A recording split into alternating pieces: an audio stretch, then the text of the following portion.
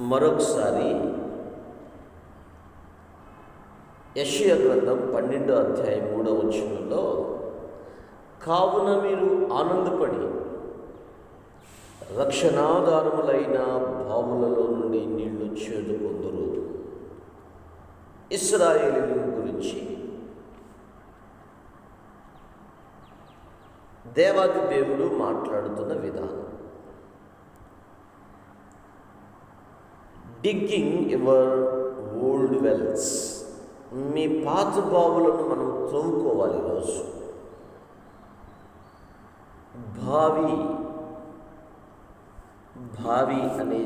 భావి అనేది ఏమండి,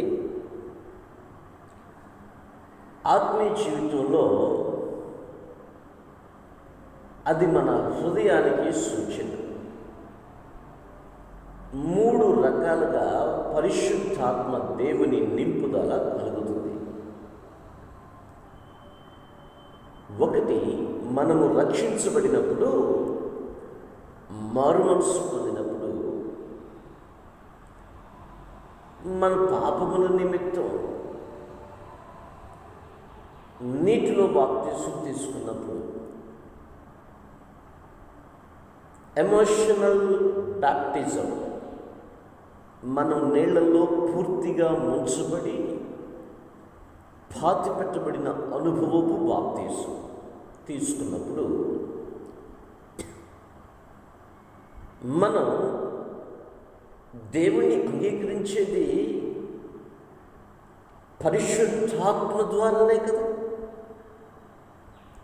దేవుని వాక్యమైన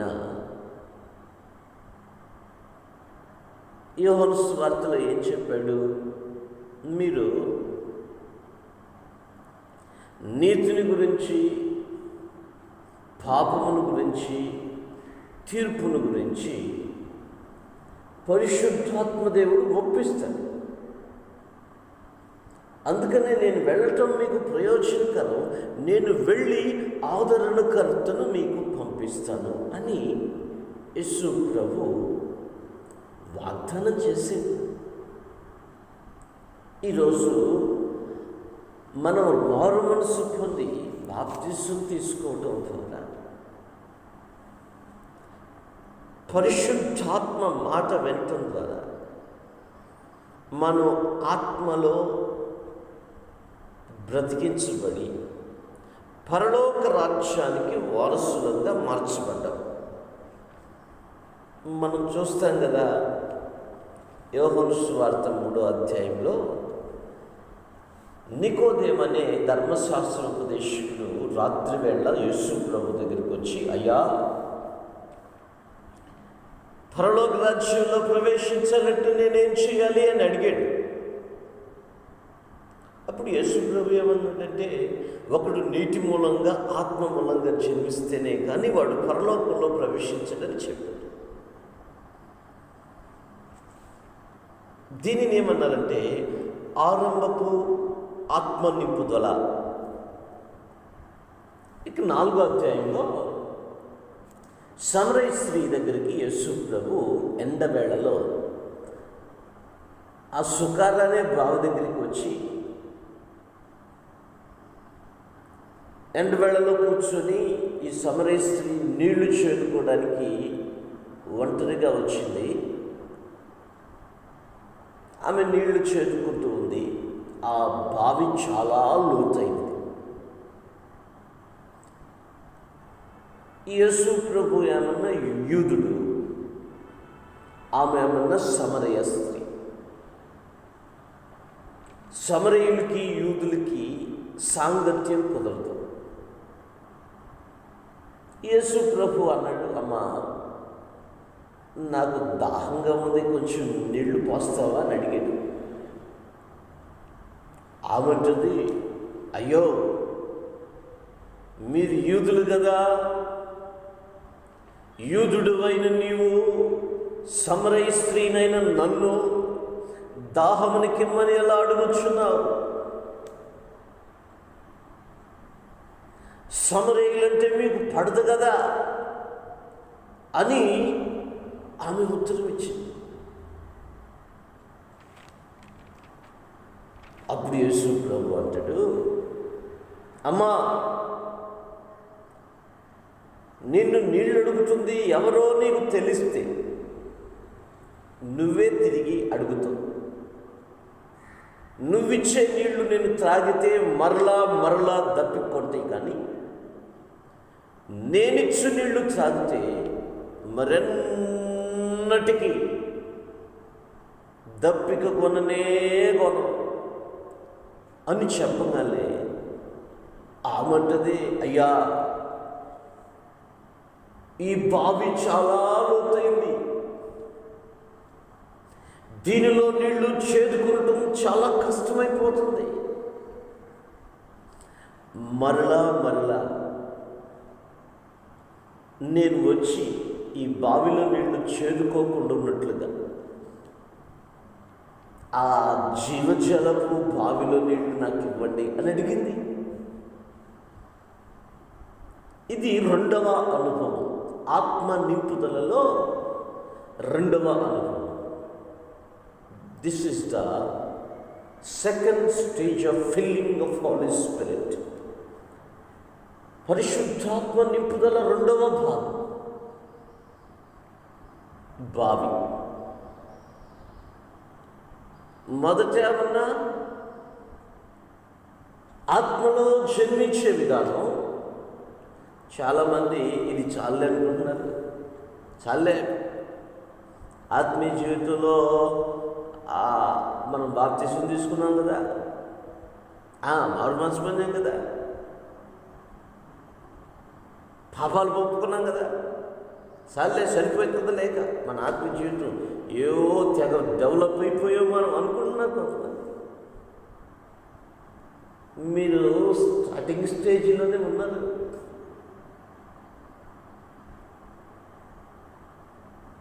అలా కాదు.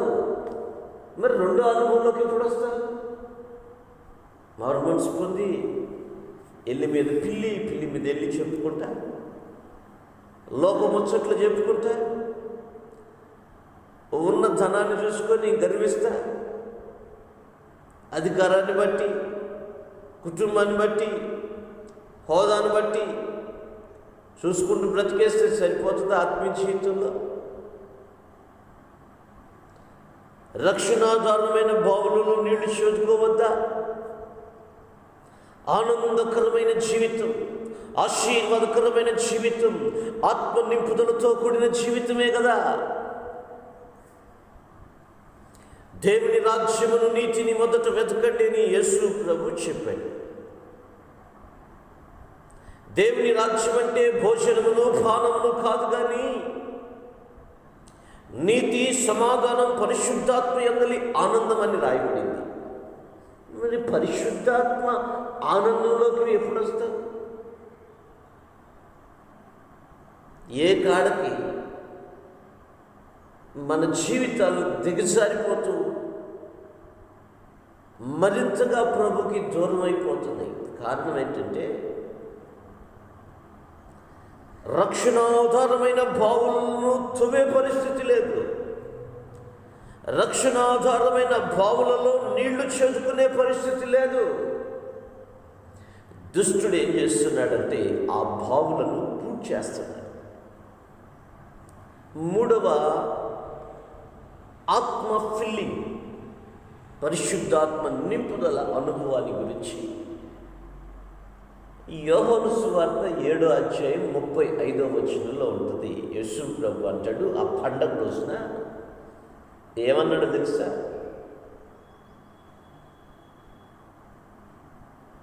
ఎవరైనా మీలో ఆశపడి దప్పికగొనిన వ్యక్తులుగా నా యొద్దకు వస్తారో మీ హృదయాలలో నుండి జీవజల నదులు బయటికి వెళతాయి, జీవ నదులు పారతాయి. ఏమండి, దీన్ని third stage of spirit feeling అంటారు. ఆత్మ నింపుదలలో ఇది మూడవ దశ. మొదట ఏమన్నా నువ్వు నీళ్ళల్లో ఆ ఆత్మ ద్వారా పుట్టావు. రెండవది ఏమన్నా ఆత్మ సంబంధమైన భావిగా మార్చబడ్డావు. మూడవది ఆ నింపుదల ఒక నదుల ప్రవాహంగా మారిపోయి అనేక చోట్లకు ఆ నది ప్రవహించి అనేక మందికి ఆశీర్వాదకరంగా మార్చబడతాయి. మొదటి స్థాయి నీ వరకు రక్షించబడతావు. రెండవ స్థాయి నీ దగ్గరికి వచ్చిన వారికి రక్షణ కలుగుతుంది. మూడవ స్థాయి నువ్వు పారు చోటెల్లా, నువ్వు ప్రయాణం చేసే చోటుకెల్లా, నువ్వు అడుగుపెట్టే ప్రతి స్థలంలో ప్రజలు ఆనందిస్తారు, దీవిస్తారు, దీవించబడతారు. నువ్వు ఏ స్థాయిలో ఉండాలనుకుంటున్నావో నీవే అర్థం చేసుకో. అయితే నువ్వు రెండవ స్థాయికి వచ్చేసే తలికి మొదటి స్థాయి వరకు బాగానే ఉంటుంది. రెండవ స్థాయికి వచ్చేసే తలికి శత్రువు ఏం చేస్తాడో ఈరోజు జ్ఞాపకం చేయాలని ఆశపడుతూ ఉన్నాను. ఆదికాండంలో 26వ అధ్యాయం 18వ వచనంలో నేను చదువుతున్నాను. అప్పుడు తన తండ్రి అయిన అబ్రహాము దినములలో త్రవ్విన నీళ్ల బావులు ఇస్సాకు తిరిగి త్రవ్వించెను. ఇస్సాకు తిరిగి త్రవ్వించాడు. ఎందుకు త్రవ్వించాడు? ఒకప్పుడు త్రవ్వాడు కదా. 15వ వచనం చదవండి. అతని తండ్రి అయిన అబ్రహాము దినములలో అతని తండ్రి దాసులు త్రవ్విన బావులన్నిటినీ ఫిలిస్తీన్లు మన్ను పోసి పూడ్చేసిరి. శత్రువులైన ఫిలిస్తీన్లని అబ్రహాము దాసులు త్రవ్విన బావులను మన్ను పోసి పూడ్చేశారు. రక్షణాధారమైన బావులు జలముల చేత నింపబడి సమృద్ధిగా ఉండాల్సిన ఈ బావులు శత్రువు ఏం చేస్తాడని చెప్పండి? పూర్తి చేస్తాడు. నీ జీవితంలో కూడా, క్రైస్తవ జీవితంలో మారు మనసు దాకా పొందండి, పర్లేదు. బైబిల్ తీసుకొని ఆదివారం చర్చికి వెళ్ళండి, పర్లేదు. రక్షణాధారమైన బావులు నేను పూర్తి చేస్తాను. పూడ్చివేయబడి ఆ నీళ్లు లేకుండా ఎండిపోయిన అనుభవంతో బ్రతుకు అని శత్రువు కోరుకుంటున్నాడు. అంటే ఇంకొకటికి ఆశీర్వాదకరంగా ఉండవు. ఎన్ని సంవత్సరాలు మారు మనసు పొందినా ఆ బండలు అరిగిపోవటం, ఫ్యాన్లు తిరిగి కరెంటు బిల్లులు కట్టడం తప్ప ఏమండి ఇంకొకటికి నువ్వు ఆశీర్వాదకరంగా ఉండవు. నీ కుటుంబం ఇంకొకటికి ఆశీర్వాదకరంగా ఉండదు. నీ బ్రతుకు, నా బ్రతుకు ఆశీర్వాదకరంగా మారాలని దేవుడు కోరుకుంటున్నాడు. ఇక్కడ అంటున్నాడు ఏమండి, శత్రువు అయిన ఫిలిస్తీన్లు పూడ్చేశారు అబ్రహాము తవ్వించిన బావులను. ఆ తర్వాత జనరేషన్లో వచ్చిన ఇస్సాకు తన దాసులను తీసుకుని వెళ్ళి పూడ్చివేయబడిన బావులను తిరిగి త్రవ్వుతున్నాడు. తిరిగి తవ్వే ప్రయత్నం చేయాలి. కంగడపాలెంలో ఉన్న ప్రజలరా, పూడ్చివేయబడిన నీ బావి తిరిగి త్రవ్వే దాసులు ఉన్నారా?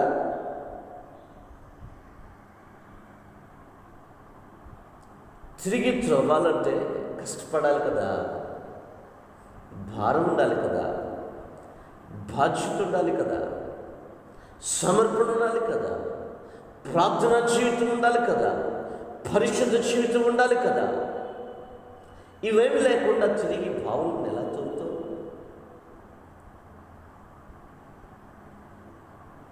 ఇస్సాకు దాసులు అబ్రహాము త్రవ్విన బావులను ఫిలిష్తీయులు పూర్తి చేస్తే ఇస్సాకు తిరిగి త్రవ్వించాడు, తిరిగి వాటికి పేర్లు పెట్టాడు. దేవునికి స్తోత్రం. ఈ మాటలో తిరిగి అనేది కీలకమైన వచనం. డిగ్ యువర్ ఓల్డ్ వెల్స్, మీ పాత బావులను త్రవ్వండి, మీ పాడైపోయిన శత్రువు పుచ్చిన బావులను త్రవ్వండి. కొంతమంది ఆత్మీయంగా రక్షించబడతారు, రక్షించబడటం వరకే బాగుంటుంది, కొంతకాలం భక్తి చేస్తారు. ఆ తర్వాత వాళ్ళ బావులు పూడిపోతా ఉంటే పూడిపోయినలే పర్లేదులే అనుకుంటారు. వాళ్ళకి బాధ ఉండదు, విచారం అంతకంటే ఉండదు, కన్నీటి ప్రార్థన ఉండదు కదా. పశ్చాత్తాప హృదయం కనుమరుగైపోతుంది. మరలా ఈరోజు దేవుడు నీతోనే మాట్లాడుతున్నాడు. నా ప్రియమైన సహోదరి సహోదరుడా, నీతోనే. నీ జీవితం అనే భావి పూడిపోయింది, నీ ఆత్మీయ స్థితి పూడిపోయింది. సరి చేసుకో, బాగు చేసుకో, మరలా త్రోవుకో. ఒక సామెత ఉంటుంది, మా తాత నేతి తాగితే ఆ మూతులు నాకే వాళ్ళదని ఒక సామెత ఏదో ఉంటుంది. వాళ్ళేదో చేశారు, మేము చేయలేకపోతున్నామనే బాధ లేదు, కానీ వాళ్ళ గురించి చెప్పుకొని బ్రతికేయటమే. రోషం లేదా నీకు? నీ ఆత్మీయ జీవితాన్ని కట్టుకోవడానికి నీకు రోషం లేదా? ఎవరి మీద ఆధారపడుతున్నావు నువ్వు? తిరిగి నీ బ్రాహ్మణ్ నువ్వే తోడుకోవాలి, నీ ఆత్మీయ స్థితిని నువ్వే తోడుకోవాలి. ఆత్మతో నింపబడే స్థితి లేకపోతే, ఆత్మచేత నడిపించబడకపోతే, ఆత్మాభిషేకం మనిషి జీవితాన్ని నడిపించకపోతే, ఆ జీవితంలో చాలా పెను ప్రమాదం సంతరించుకొని